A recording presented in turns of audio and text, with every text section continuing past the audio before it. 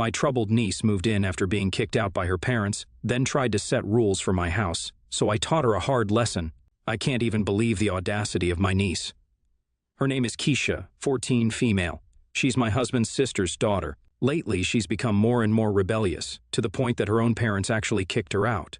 She's been suspended from school twice this year and is on her way to getting expelled. Both times she got suspended were for starting fights with other girls. She has a hot temper for an 8th grader. Of course, her parents were pissed when she got sent home from school, but when they sat her down to talk about it, she actually ended up attacking her mom. Her dad pulled her off and kicked her out. He told her she wasn't welcome to stay there until she got her act together, and that was the end of that. I think Keisha stayed at a friend's house that night, and then the next day, she ended up on our doorstep. My husband and I both work from home, so we were both here when she showed up. At first, we were confused because we hadn't heard anything about her suspension and the fight with her parents yet, but of course, we let her in because she's family.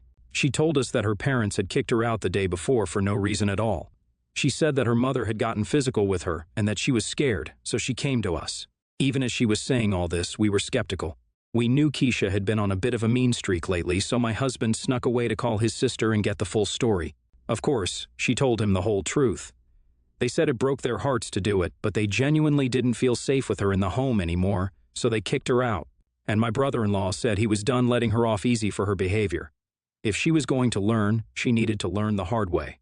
But my husband has always had a soft spot for his niece. He couldn't help but invite her to stay with us for the time being.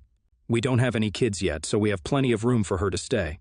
I was nervous about the whole idea because I have no experience with children, let alone a violent one. But I agreed it was better she stayed with us rather than some random friend until things cooled down between her and her parents.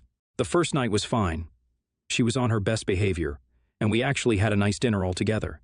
My husband and I were hoping that her entire stay with us would be like this. We thought maybe she just needed a break to think things through, and this would actually be good for her. But unfortunately, the peace didn't last long.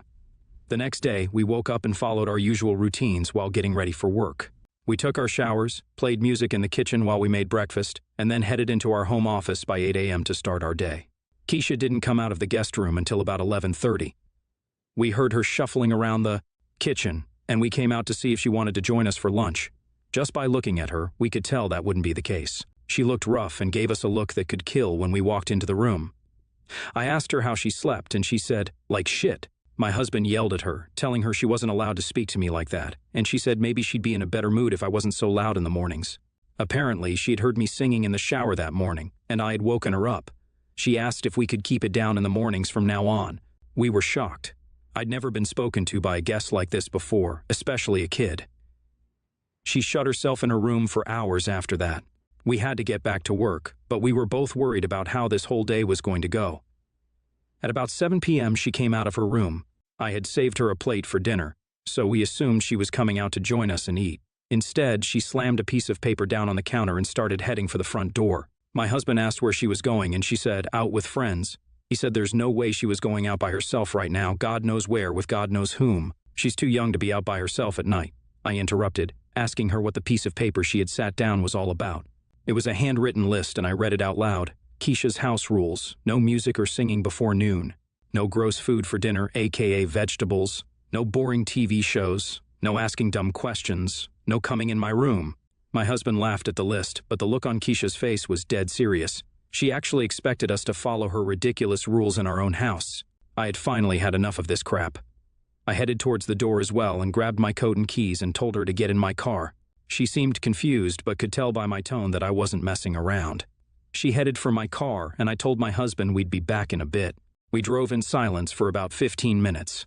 We were both fuming with anger, but after a while, Keisha realized she was unfamiliar with this part of town. She asked where we were going. I told her if she didn't want to stay with her parents and didn't want to stay with us, I was going to show her where she'd end up. We were entering downtown, and I could tell Keisha had never been to this part of the city by the look on her face. Every street corner was full of homeless people, all looking dirty and as if they were on drugs. There were tents and garbage everywhere. When we stopped at stoplights, people came right up to the windows and started knocking, asking for money. Some of them were angry, and one man even kicked the car as we drove off. I could tell this scared Keisha, but neither of us said anything. Then I turned into a parking lot and shut off the car, making sure to lock the doors. We were parked in front of a homeless shelter. There was a line out the door of People waiting in hopes of getting a hot meal or some blankets, or if they were lucky, a roof over their head for the night. Some of the men were yelling and arguing with each other. Most of the women just looked sad. It was awful, and I was even feeling nervous to be there. Finally, Keisha asked me if we could get out of here. I told her if she was going to go back to our house, she had to follow our rules, and if she was going to stay with us, she needed to call her mom and apologize because her parents only want what's best for her. She nodded, and I knew I had gotten the point across. I don't think anyone in her life had ever really put her in her place like that, but I think at that moment, a part of her also knew it was exactly what she needed. When we got home, my husband looked concerned. Of course, he was curious where I had taken her and what we had talked about, but I gave him a look that said I would tell him all about it later. We all went to the kitchen, and I pulled out the plate of leftover food that we had set aside for Keisha earlier. I heated it up for her, and we all sat down at the table together. My husband and I were surprised when Keisha was the one who spoke up first. She asked us what we both did for work. My husband was taken aback but was happy to answer her. After that, we had all had a long conversation about our jobs, colleges in the area, and different extracurricular activities she could join. It was actually a great evening. I may have been harsh on her, but I think I might have actually gotten through to her. Now I just hope it sticks, and hopefully she can go back to her parents' house soon. I guess we'll see what happens after she apologizes to her mother. The day after we went to the homeless shelter, Keisha called her mom. She asked if I would sit with her while they spoke, and of course, I agreed. She actually delivered an excellent apology to her mom. By the end of it, she had tears in her eyes, but she was smiling because her mom had accepted her apology and asked her to come home. She surprised me when she asked if she could stay with us a little bit longer. Her mother agreed, so we decided she would stay with us until the following Monday, when she had to go back to school. We may have had a rocky start, but I feel like this was the best possible outcome we could have had. It's been a few months since Keisha stayed with us. Since then, it's like she has done a complete 180 in her behavior. She hasn't had any other suspensions at school, and also hasn't even had any detentions or been called to the office once. Her grades have gotten way better, and she even auditioned for her school dance team and made it. Her parents say that she hasn't been hanging out with the same friends and that her attitude at home has greatly improved. All in all, I'd say her time at our house was a success for her. I'm so proud of her and can't wait to see what her future holds. God bless you. Thank you for recognizing that she was just a child who needed some guidance. You would make an excellent mother. Great work, Auntie. Hopefully her parents are half as supportive as you are. My boyfriend is pretty mad at his parents over this, but some of his siblings and his parents think I was the jerk, so here we are. I, 29, female, am a pro boxer, though probably in my last year or two of active competing now. My boyfriend, 35, male, is really supportive of my career, and he's a total gem. We live on the opposite coast from his family, and he has had a pretty sour relationship with his dad for years. So I've never met them. Over the last year, though, his parents have been making efforts to patch things up. So when he mentioned that we were going to be in a nearby city to them for one of my matches, they wanted to get together for a family dinner. I was actually kind of excited about it. I don't have family, and his family is huge, so I always wondered what that was like. We originally tried to schedule the dinner for before the match, because I look a mess for a couple of days after a match sometimes, but they had a conflict. So we set it up for a couple of days before we flew out to give me some recovery time. I actually didn't get that badly banged up, but there's just no hiding face bruises and cuts. My boyfriend already gave the parents a heads up about what to expect, but I don't think they took it seriously. We get there, and his mom looks really uncomfortable, and his dad is just like staring at me. Some of his siblings and their families were there, and I get mobbed by the nieces and nephews, who all had about 1,000,000 questions, and that's where I might have messed up. I told him about boxing and showed them a video on my phone of part of my fight so they would understand why I looked hurt and assured them I was fine. It evidently impressed the hell out of a couple of the nieces because they spent the entire dinner asking me questions and were kind of amazed that girls could do stuff like that. His dad tried to shift the conversation several times and got pretty annoyed about it and then said it was good I was thinking about retiring and getting on with a real life soon, and I would have time to get a household together and start a family with boyfriend. I told him that at most I would shift into being a trainer, and I've already got the life I want. His mom made a comment about it being a shame I was bruising up my pretty face, and I joked that this was my winner face. She should have seen the other woman. The whole thing was just uncomfortable and weird, except for the kids and one of his sisters. When we got home, boyfriend checked his texts and immediately called and yelled at his parents. I found out later that his mom told him I was really inappropriate and a bad influence on the kids. One of his brothers asked if he was going to bring Barbarian Barbie back to Christmas because his kids were bouncing off. the walls, but his cool sister told him their daughter was already asking when Aunt Op was coming back. It really has caused a major problem between my boyfriend and his parents, and I'm wondering if I should have just kept the boxing stuff to myself. Barbarian Barbie sounds like a pretty great name to me. In any case, NTA, your boyfriend gave the family a heads up and still decided to move the dinner from before your fight to after. You have nothing to be ashamed about. I feel bad for some of those kids, though. It must suck having such narrow-minded, stifling parents-grandparents. NTA, you gave his parents a heads up about the natural consequences of your profession. They had ample opportunity to talk about it with their kids ahead of time had they wanted to.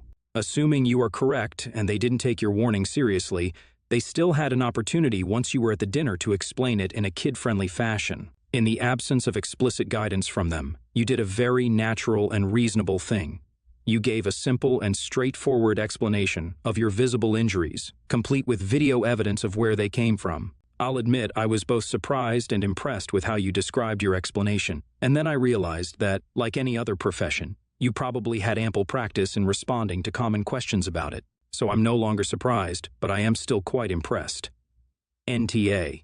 The funny thing is that the family is completely overreacting. While it is very cool that girls can be boxers, most girls and most boys, for that matter, don't really want to be, which means, like many other things kids get excited about, their excitement about this will fade.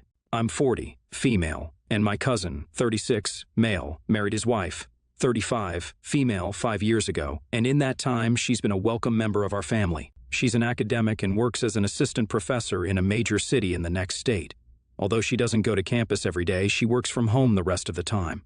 My husband, 42, male, and I stopped by their house a while for an unexpected visit and was shocked that their house was a bit unorganized. It wasn't horrible, but the floors could have been vacuumed, and there were dirty dishes in the sink. My cousin's wife does most of the cleaning, but ever since she started her new job, she's had less time for it because she's always grading or teaching. My cousin doesn't clean much because his dad is very traditional about gender roles and didn't raise him to help his wife clean the house. My cousin's wife has done a good job in teaching him to do more around the house, but it's been a long process. When my cousin's wife had a birthday recently, my sister, 45, female, and I decided to buy her a Roomba to help her keep the house clean.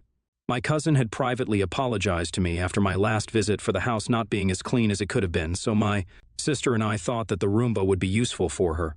Well, apparently, it wasn't. She got upset at the implications that she was a bad housekeeper and that it was solely her responsibility to clean instead of our, encouraging our cousin to help her more often. The thing that angered me was that my cousin's wife donated the Roomba to Goodwill. If she didn't want the gift, she could have returned it to me so my sister and I could have gotten our money back. I don't think that I'm Ta because she could use the help, but now my cousin tells me that my cousin's wife is still upset and won't come to family gatherings. The holidays are coming up, and everyone will ask where she is when she doesn't show up. My cousin is mad because he'll be in the middle and forced to explain her absence diplomatically. Oh boy, YTA big time. First of all, with season changes, hectic jobs, and life in general, things sometimes have to temporarily fall to the wayside in order to juggle the greater priorities. You stopped by for an unexpected visit and you're shocked that she was unprepared to receive visitors? I would understand concern if the house had piles and piles of stuff throughout, making it impossible to move and creating a health hazard, but dishes in the sink and unvacuumed, unswept floors are nothing. That's just normal everyday life mess. Cousin's wife also said she works from home. What do you think that means? That means she's just sitting around twiddling her thumbs, waiting for something to do while collecting a paycheck? Second, you say that your cousin's father taught him traditional gender norms, but it seems like your parents taught you the same. Along with examining why you're so judgmental, you should also examine what you've internalized and why you thought cleaning should fall to the woman in the family. Super weird cognitive dissonance on this front. And finally, I'm glad she donated it. You deserve to lose money for reinforcing gender roles and suggesting your cousin's wife isn't doing enough. Once you've gifted something, you don't get to choose what someone does with it. Honestly, I'm voting YTA. You went to her home and complained about the level of housekeeping to her spouse, who you openly admit does little to help around the house, but not about her spouse, just to him. She has a demanding job and still does the majority of the housework that her husband doesn't do enough of. Yet you think it's appropriate to give her a vacuum cleaner as a birthday gift because her husband is too manly to help around the house sufficiently? Why not gift that to him on his birthday since he's the one lacking? Also, her husband is also an Why the hell did he explain the gift to her in that way? It was rude. Ita. A better gift for her would have been a gift card to a spa. She's working hard and isn't able to get all the chores done. Your cousin doesn't help with the housework because of whatever archaic gender roles he believes are the norm. Maybe you should have gotten your cousin a vacuum and cleaning supplies instead of his wife. It's super insulting to give that to her on her birthday unless she voiced to you that she wishes she had a Roomba. The gift was inappropriate.